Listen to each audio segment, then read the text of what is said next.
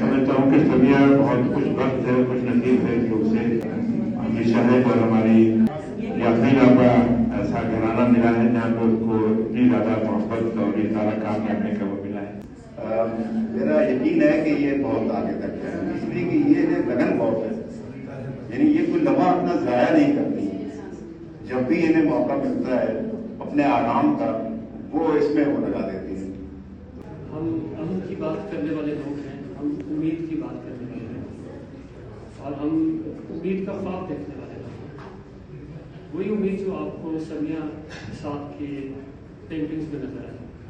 1/3 पे जिस तरह इन्होंने अपने एलिमेंट्स को रख के एम्प्टी स्पेस को जिस तरीके से इन्होंने मैनेज किया है, ये बहुत मुश्किल काम है और बड़ी आसानी से इन्होंने कर दिया है।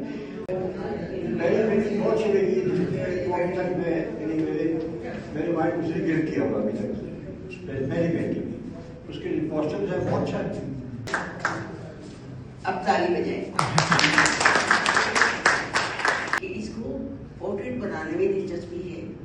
ये सारी चीजें आप देखिए, शायद इसमें पोर्ट्रेट का अर्थ है।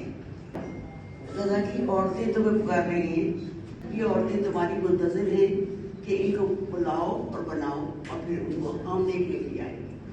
जो मैंने काम किया था वो हमारी औरत की जद्दोजहद के मुख्तलिफ पहलुओं पे था कि वो कैसे अपना इल्म, अपनी दानिश, अपनी हिकमत अपने आने वाली नस्लों में मुंतकिल करती है। इनकी मंजिल सामने है, इनका काम सामने है, इनके इम्कानात सामने हैं, इनके लिए दुआ करते।